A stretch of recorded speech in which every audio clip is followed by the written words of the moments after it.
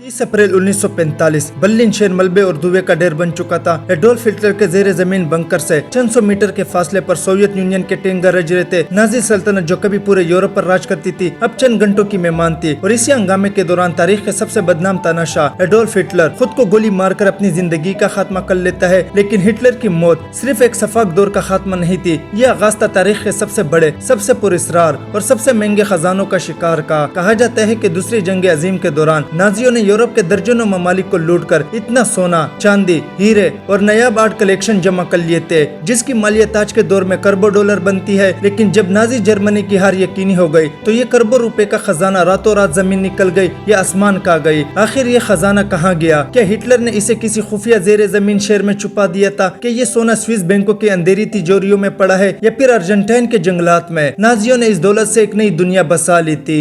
इस दास्तान को गहराई से समझने के लिए हमें वक्त के पहिए को पीछे घुमाना होगा और 1939 के इस दौर में जाना होगा जब हिटलर की ब्लिट्जक्रीग यानी बिजली की तेज रफ्तार फौज ने पूरे यूरोप को घुटनों में ला दिया था। जर्मन फौज जिस मुल्क में दाखिल होती इसका सबसे पहला टारगेट वहाँ के सेंट्रल बैंक होते थे। नाजियों की खसूसी फोर्स जिसे डॉक्टर बनहार अटैक फोर्स कहा जाता था, इनका काम सिर्फ सोना और नग रकम लूटना था। Austria, Czechoslovakia, Poland, Belgium, Netherland और फ्रांस, इन तमाम ममालिक के सरकारी खजानों को नाजियों ने बेदर्दी से खाली कर दिया। लेकिन हिटलर की भूख यहाँ खत्म नहीं हुई। नाजियों का सबसे होलनाक और तारीख चेहरा कंसंट्रेशन कैंप में नजर आया। लाखों मासूम लोगों और यहूदियों को जब कैंपों में लाया जाता तो इनकी हर कीमती चीज जब्त कर ली जाती थी। इनके हाथों की अंगूठियां, गले के हार, खानदानी जेवरात और यहाँ तक कि इनके मौत के बाद इनके सोने के दान तक पिघला दिए जाते। इस सोने को बर्लिन के राइस बैंक में लाया जाता जहाँ से इसे पिघलाकर सोने की बड़ी बड़ी ईंटों की शक्ल दी जाती और इन पर नाजियों के बदनाम जमाने निशान स्वास्तिका लगा दिया जाता। मुर्खीन के मुताबिक 1945 तक हिटलर की नाजी पार्टी दुनिया की तारीख की अमीर तरीन ऑर्गेनाइजेशन बन चुकी थी जिसके पास इतना सोना था कि वो दुनिया की कई माशियतों को खरीद सकती थी।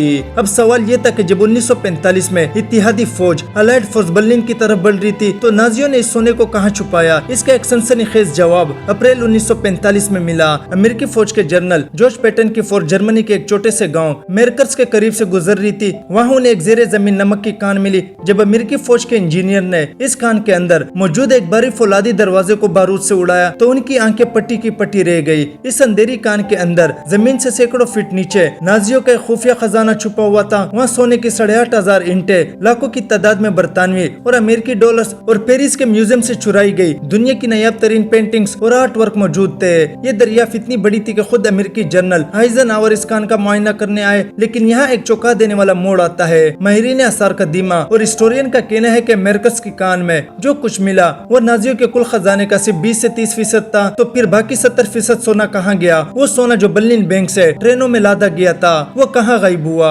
बाकी खजाने को छुपाने के लिए नाजियों ने एक और खतरनाक और खुफिया मंसूबा बनाया था जिसे तारीख में नाजी गोल्ड ट्रेन या गोस्ट ट्रेन कहा जाता है। जंग के आखिर महीनों में बर्लिन से एक पुरस्कार ट्रेन रवाना हुई। इस ट्रेन में टनों के हिसाब से सोना, चांदी और हीरे लादे गए थे। ये ट्रेन पोलैंड के लोअर सिलिसिया के पहाड़ी इलाके की तरफ बढ़ रही थी जहाँ नाजियों ने एक इंतहाई खुफिया जेरे जमीन प्रोजेक्ट शुरू करके रखा था जिसका नाम था प्रोजेक्ट राइस। ये पहाड़ों के अंदर किलोमीटर तवील सुरंगों का एक जाल था। मकामी रिवायत के मुताबिक ये ट्रेन पोलैंड के शहर के करीब एक पहाड़ी सुरंग में दाखिल हुई और इसके बाद वो ट्रेन दुनिया के नक्शे से हमेशा के लिए गायब हो गई। नाजियों ने इस सुरंग के दाखिले को बारूद से उड़ाकर बंद कर दिया ताकि कोई वहाँ पहुँच ना सके। कई दिहाइयों तक इस कहानी को एक अफवाह समझा जाता रहा। लेकिन सन 2015 में दुनिया इस वक्त हैरान रह गई जब दो मुहक्किकीन ने दावा किया कि उन्होंने जियो रेडार टेक्नोलॉजी की मदद से जमीन के नीचे 100 मीटर की गहराई में इस ट्रेन के ढांचे को ढूंढ निकाला है। इस खबर के पहलते ही दुनिया भर से ट्रेजर अंडर पोलैंड पहुंच गए। पोलैंड की हुकूमत को वहां फौज तैनात करनी पड़ी। लेकिन महीनों की खुदाई के बाद भी वो सुरंग तो मिली मगर ट्रेन और सोना अभी भी एक मिस्ट्री बनी हुई है। क्या वो ट्रेन वहां से पहले ही निकाल ली गई थी या वो अभी भी पहाड़ के किसी दूसरे हिस्से में दफन है? ये कोई नहीं जानता। ट्रेनों के अलावा नाजियों ने खजानों को छुपाने के लिए कुदरत की सबसे पुरपेश जगहों का इंतखाब किया। उन्हीं में से एक है ऑस्ट्रिया के अल्प्स पहाड़ों के दरमियान वाक़े लेक टॉपलेट्स। ये झील अपने अंदर इतने गहरे राज छुपाए हुए है कि इसे नाजियों का डेड पुल भी कहा जाता है। 1945 के अव्वल में जब हिटलर की शिकस्त दीवार पर लिखी जा चुकी थी तो एसएस के आला अफसरान की गाड़ियां रात के अंधेरे में इस झील में पहुंची। मकामी गवाहों ने बताया कि जर्मन फौजियों ने लकड़ी के बड़े बॉक्स जिन पर लोहे के ताले लगे थे झील के बीचों बीच ले जाकर पानी में डुबो दिए। जंग खत्म होने के बाद इस झील ने पूरी दुनिया के मेहम जो को अपनी तरफ मुतवज्जह किया। 1959 में जर्मनी के एक मैगजीन ने यहाँ एक ऑफिशियल गोताखोरी की मुहिम भेजी। झील की गहराई से कई बॉक्स निकाले गए, लेकिन जब उन्हें खोला गया तो सोने के बजाय इनमें से करोड़ों की तादाद में बरतानवी पौंड्स के नोट निकले।